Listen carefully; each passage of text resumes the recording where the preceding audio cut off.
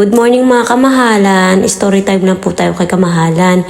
Bago po pala ako magkasakit, naramdaman ko na unti-unting nawawala na ang boses ko. Kahit po nasa live po ako, wala po akong boses. Napapansin ko na po na nawawala na ako ng boses at araw-araw po akong pumapasok sa trabaho at lagi po ako naulanan.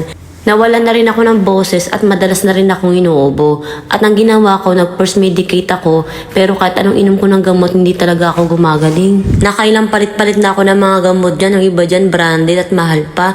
Pero nagsawa na ako, kaya heto, sumasakit na yung ulo ko, hindi ko na alam yung gagawin ko.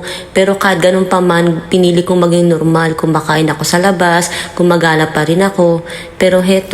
Pero ang ending, nag-decide na talaga ako pumunta ng ospital kasi naawa na ako sa sarili ko. Baka ma-overdose na ako sa mga gamot para gumaling lang. Tignan nyo naman kamahalan, nanginginig ako sa lamig dyan ng mga oras na yan pero ang baba ng temperature ko dyan.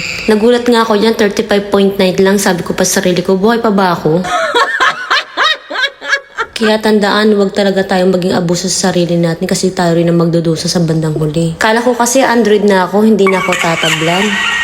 Para at least, pag gumaling siya, baka na siya sa pagbablog. Hello! Yung ginawa ko. Kasi Good morning! Nag-post ako. Kaya kahit masama ang pakiramdam ko, pinipilit kong gumising na umaga para makainom ng gamot. Gusto ko na kasi talagang gumaling, namimiss ko na kayo. Tandaan, piliin lagi ang ating kalusugan, higit pa sa kahit anuman. Piliin natin maging malakas para mas malayo tayo sa sakit. Piliin natin mas maging matatag sa araw-araw. Sa sunod, ipapakita ko sa inyo kung ano yung mga kaganapan ni Kamahalan. And today is pang 4th day ko na po. Na ito kahit po may sakit tayo, hindi ko po hinahayaan na lagi lang ako nakahiga sa kwarto. May mga ginagawa pa po ko yung mga iba't ibang activities sa loob ng bahay at mga kung ano pa ba. At kung ano-ano pa. Maraming salamat sa lahat ng mga nag-concern, nag-alala. We love you and iniisa-isa ko po kayong binabasa. Hindi po ako makapag-reply sa inyo.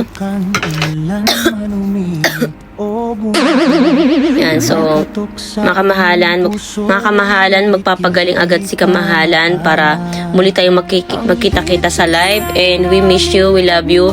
Sa lahat po ng mga naka-line up dyan, isa-isa na po kayo. Sa lahat po naka-line up dyan, isa-isa ko po kayo i-PPM.